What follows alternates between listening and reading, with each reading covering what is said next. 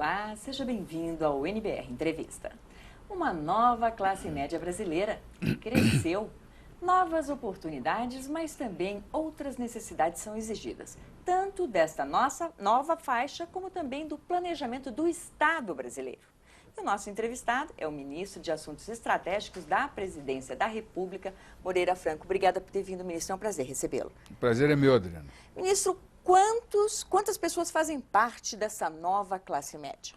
Olha, hoje nós já estamos com 52% da população brasileira fazendo parte desse núcleo social. Inclusive, ontem nós instalamos em São Paulo uma comissão para definir o conceito de nova classe média. Porque é importante saber e ter uma certa consistência nesse conceito para que na definição das políticas públicas haja mais foco. Mas porque o que... sabendo quem são, o que pensam, o que querem, qual a expectativa que tem do Estado, que tipo de necessidade tem, e que, na medida do possível, todo o pensamento, os institutos de pesquisa, os cientistas políticos, sociais, os economistas, trabalhando com o mesmo conceito, você potencializa em termos de conhecimento e permite que se tenha mais objetividade e clareza na definição da política pública. Para nós, a nova classe média é um segmento que começa com uma renda de R$ 1.100 por família e vai até 4.000 e pouco. Esse núcleo, hoje no Brasil, já compõe a maioria da população. Então, existe um grande número de pessoas que saíram da extrema pobreza, saíram da classe baixa e essa parte já faz parte da nova classe média brasileira. A pergunta, ministro, é o seguinte: a política mundial, a economia mundial toda está estremecida, passando por dificuldades. O Brasil tem toda essa quantidade de pessoas que mudaram essa classe, que agora compõem essa nova classe média brasileira. Como se pensar, ministro, não em políticas públicas, não em políticas que realmente tirem as pessoas da pobreza, mas pensar em políticas econômicas que possam fazer com que esta população se mantenha na classe média, ministro? Olha, esse é o grande desafio. Na realidade, nós só poderemos alcançar a meta que a presidenta Dilma coloca de o Brasil se transformar na quinta economia do mundo se nós tivermos uma classe média permanente, sólida, que sustente um mercado interno pujante, que tenha expectativas de garantir a seus filhos condições melhores do que vivem, que tenha esperança de estar permanentemente ascendendo, mudando, com a mobilidade que permita ter a certeza de que poderá construir dias melhores no futuro. Esse sentimento é fundamental para que você estimule o potencial humano de cada cidadão brasileiro, na sua formação profissional, na sua formação educacional, na sua qualificação pessoal, na sua agressividade empreendedora, para que nós possamos estar permanentemente ampliando a nossa atividade econômica e, sobretudo, para que nós possamos avançar tecnologicamente. Nós estamos caminhando para um mundo que vai ser diferente do que nós já vimos. Daqui para frente, cada vez mais, nós vamos viver numa sociedade em que o conhecimento vai ser a mola, efetivamente, a mola motriz, muito mais do que a produção em linha de produção. A produção em linha de produção, como foi o capitalismo do século XX, ela vai hoje estar sendo modificada pela capacidade de você introduzir tecnologia, conhecimento, valor na sua produção. E isso requer uma qualificação pessoal, não só de melhor qualidade do que nós temos, como permanente. Ministro, e como é que essa nova classe média, por exemplo, vamos pensar assim, a pessoa que tem conhecimento, que, vamos supor, meu filho começa a fazer direito, eu tenho oportunidade de dar a ele o curso de direito. Se ele não gosta de direito, ministro, ele não se identificou com esse curso, ele para e tenta um outro curso. Essa pessoa que vem, essa nova classe média, que ela vem com todo o esforço, nem sempre ela vai ter condições o filho chega para o pai, eu não gostei do curso, e agora? O pai vai falar, você vai continuar, meu filho, porque eu não tenho condições para mudar isso. Então, existe uma forma da gente pensar, ministro, em promover esta igualdade, ministro, de oportunidades? Claro, claro, eu creio que isso aí é um valor fundamental. Quando nós temos a maioria da população que pertence a um segmento que não tem padrinho, a maioria dos jovens no Brasil hoje faz parte da nova classe média. Esses jovens, eles não têm pai advogado, juiz, político, jornalista, médico. Eles têm inclusive uma qualificação educacional, profissional, um padrão de informação superior ao dos pais. É verdade. E isso faz com que eles precisem viver numa sociedade que tenha alguns valores já incorporados. Um deles é a igualdade de oportunidades. Eles querem igualdade, eles precisam da igualdade. Eles estão trabalhando para impor, do ponto de vista político-social, vamos dizer assim, pela pujança, pelo protagonismo, que esse valor seja um valor vigente. Da mesma maneira, a meritocracia. O que hoje, eu não tenho a menor dúvida, que teria grande repercussão na nova classe média, o partido que assumisse, os políticos que assumissem a liderança de uma campanha dizendo não ao pistolão. Porque as pessoas precisam, elas só contam com o valor de cada um, com o esforço. Por isso trabalham de dia, estudam de noite, pagam a sua qualificação profissional. Porque, lamentavelmente, no Brasil, do ponto de vista de política pública, nós temos o esforço da qualificação muito mais para o desempregado do que para o empregado. Oferece-se poucas oportunidades à mão de obra empregada para melhorar a sua qualificação. E quando, mesmo para os desempregados, não há a diversidade de oportunidades que foi a sua questão primeira. E eu creio que como você disse corretamente, quem tem recurso, o jovem que tem recurso, pode mudar no meio.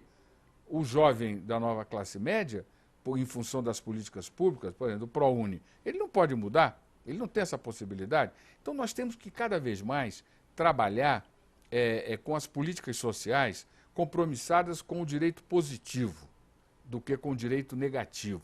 O direito negativo são aquelas políticas quando a população, a maioria da população luta pela sobrevivência. Então você tem políticas para dizer não à fome, não à mortalidade infantil, não à violência contra a mulher, não à violência contra a criança, não ao abuso sexual. Os países mais desenvolvidos, eles trabalham com suas políticas sociais no direito positivo, estimular a cognitividade, a capacidade motora, a inteligência, as condições para brincar, para se desenvolver como ser humano. Então, nós estamos no meio desse ciclo. Nós saímos, nos últimos 10 anos, de uma situação em que a maioria da população lutava pela sobrevivência, estava com um padrão de pobreza muito alto, e nós hoje temos a maioria da população numa situação mais confortável, mais tranquila, podendo ter esperança no futuro. E é isso que nós temos que, do ponto de vista do governo, através das políticas públicas, acompanhar esse movimento que a sociedade já fez e que exige que a qualidade das políticas, tanto públicas, tanto sociais quanto econômicas, ou seja, das políticas públicas de modo geral, passe para uma segunda geração, porque tem que ter esse compromisso de garantir a diferença. Existe uma diferença entre diferença e desigualdade. A desigualdade ela é injusta. A diferença, não. A diferença permite que você conviva com outras pessoas de maneira respeitosa. A desigualdade, não. Um manda no outro, um explora o outro. Então nós temos que combater a desigualdade e garantir cada vez mais políticas públicas que estimulem o potencial de cada um. Ministro, vamos falar um pouquinho sobre essas políticas públicas, essa nova visão. Quer dizer, em que pé estamos? Trabalhamos, fizemos um primeiro patamar, saímos daquela situação literalmente de socorro e agora sim estamos pensando em políticas públicas e econômicas positivas. Como é que o governo tem pensado isso? Como é que o governo tem pensado em Brasil? Olha, a SAI tem colocado como a prioridade, e prioridade para mim é uma palavra singular. Você não tem várias prioridades. Cada hora você tem uma prioridade. Você pode até daqui a um minuto mudar a sua prioridade. Mas hoje, agora, nesse momento, você só pode fazer uma coisa, você não faz várias. Os economistas é que tornaram essa palavra plural e aí fizeram esta confusão. As prioridades. Então, acaba que você não tem nenhuma, você não tem foco. Então, a prioridade é a nova classe média. Nós precisamos criar condições para que esse contingente de mais de 30 milhões de brasileiros, eles colocam no mercado, esse ano, 1 trilhão e 100 bilhões de reais. É mais do que o PIB português. Eles, para você ter ideia, nós descobrimos, trabalhando informações do IBGE, que a nova classe média vai pagar esse ano 100 bilhões de juros.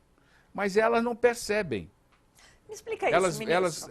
Elas declararam, elas estão declarando nas suas, nos questionários que fazem essas pesquisas, elas têm consciência e elas acham que estão pagando só 3. O que significa que quando estão fazendo a compra a crédito, usando o crédito para fazer compra, elas acham que estão fazendo um bom negócio, porque a percepção é de que o que estão pagando é 97 bilhões a menos do que na realidade. Então, porque as pessoas não enxergam os juros, é isso? É porque não há transparência na informação. E como é que isso pode ser feito, Muito ministro? simples, você coloca o preço desta caneta, é X, se você comprar a prazo, está entendendo? Você vai pagar mais tanto, o que significa que os juros é de tantos por cento e que você, em termos de reais, você vai pagar X. Aí você começa a permitir que todo esse esforço de informação financeira que o governo, que o sistema bancário brasileiro, que os próprios instrumentos de comunicação, jornais, televisão, etc., fazem no sentido de melhorar a informação financeira do brasileiro para que ele possa perceber o crédito, os juros, quanto é que paga, qual é a melhor opção, qual o melhor preço, avaliar a sua condição pessoal de assumir aquele compromisso. Esse conhecimento precisa de transparência da informação, porque senão ele não vai poder aplicar. Então, nós agora precisamos, não só o sistema bancário, o sistema comercial brasileiro, o governo, trabalhar no sentido de que cada vez mais a transparência se dê para que as pessoas possam saber exatamente quanto custa, em termos finais, o produto que se compra. Até porque, se hoje as pessoas declaram que estão pagando 3 bilhões de juros, quando na realidade estão pagando 100 bilhões, elas acham, a percepção que tem da compra, que estão fazendo uma boa compra. E a consequência disso é que, ao invés de poupar, elas preferem aproveitar a oportunidade de comprar uma caneta num preço que ela considera muito barato, em condições de comprar, e compra. Porque se ela tivesse a informação correta, ela certamente ia ter a possibilidade de avaliar se aquilo era um bom preço, se não era. Ela poderia pegar aquele dinheiro, colocar numa poupança por alguns meses ou ano, ou para fazer outras coisas, e nem todo mundo precisa de caneta toda hora, mas quando você vê uma oportunidade de uma coisa boa, de preço barato, você compra, porque você sempre precisa, e aí ela, sabendo que aquele preço era caro, ela não ia fazer aquela compra. Ou seja, o sistema funciona com muito mais sentido de cidadania, dando mais possibilidade e liberdade à pessoa de fazer suas opções. Ministro, eu queria lhe fazer uma pergunta. Agora nós estamos chegando no final do ano. Eu gostaria que o senhor fizesse uma análise, ministro, da Secretaria do início até o final deste ano. Crescemos, foi positivo, o que precisamos retomar? Como é que o senhor vê isso? Olha, nós ajudamos de maneira significativa para colocar a questão da nova classe média como um ponto importante da reflexão e do debate no Brasil. Estamos fazendo agora um esforço de mostrar que, para que nós possamos evitar que esses brasileiros retornem à situação de pobreza e dar mais mobilidade, ou pelo menos manter a mobilidade, nós precisamos fazer com que as autoridades econômicas do governo entendam que hoje o problema da nova classe média não é um problema de política social, mas é um problema de política econômica. Da mesma maneira que o governo, que as autoridades econômicas, quando têm os pátios das montadoras cheios, eles formulam alternativas de política, esse sentimento, esse conhecimento deve ser usado para enfrentar a questão da classe média. Nós estamos já formulando políticas para trabalhadores de até 2 salários, porque está havendo uma rotatividade no emprego muito grande, então já está toda desenhada para que nós possamos, com essa política, estimular o emprego, abrir a possibilidade de qualificação profissional para o empregado e criar um tipo bolsa-emprego, quer dizer, que você ajude a fortalecer a ideia, a importância da manutenção no emprego, da permanência no emprego, evitando essa alta rotatividade que tem. Nós já avançamos em uma política para a primeira infância, o que vai ajudar muito do ponto de vista não só de tranquilidade para os pais estarem formando bem os seus filhos, mas sobretudo também financeira, porque quem tem dinheiro coloca o filho em assistência adequada. Quem não tem fica desesperado, a mãe fica desesperada por uma quantidade enorme de programas públicos, programa pré-natal, pós-natal, para gestante, e aí ela não sabe aonde vai. Se nós tivermos uma única porta de entrada, a mãe vai levar o seu filho e vai saber, com assistência, com apoio técnico, aonde levar, aonde atender. Porque as crianças, elas só são iguais na idade, mas elas são diferentes, porque têm pais diferentes, vivem em ambientes diferentes e são diferentes, as pessoas são diferentes. Então, nem todas precisam do mesmo tipo de apoio de política social. Então, nós temos que unificar essas políticas todas para dar mais eficiência, para dar mais possibilidades à mãe de dar um atendimento de qualidade superior. Além disso, nós queremos, ano que vem, começar a enfrentar a questão da juventude. O Brasil precisa cuidar da juventude, porque nós temos uma taxa de evasão escolar altíssima, sobretudo nas áreas metropolitanas, nas periferias. O jovem está muito sem esperança, sem autoestima, sem possibilidade, sem convicção de que há espaços para que eles possam se desenvolver. Isso faz com que os jovens fiquem como uma espécie de exército de reserva para o crime organizado, para o tráfico de drogas. Então, nós precisamos ter políticas para a juventude que incorpore essa quantidade enorme de brasileiros que precisam ter esperança no futuro. Saber que, com o seu esforço pessoal, se fizer, ele se afirmará, ele terá dinheiro no bolso, ele constituirá uma família e ele terá dignidade pessoal. Ministro, eu quero agradecer a sua presença, obrigada por ter vindo, foi um prazer. Muito obrigado, boa noite para vocês. E nós entrevistamos o ministro de Assuntos Estratégicos da Presidência da República, Moreira Franco. É sempre muito, muito bom a gente ter boas notícias, saber aí dessa ascensão da nova classe média e principalmente das perspectivas para o próximo ano. E você pode rever essa entrevista em nossa programação ou ainda na internet. www.youtube.com/tvnbr. É sempre muito bom estar com você. Continue com a gente, NBR, a TV do Governo Federal.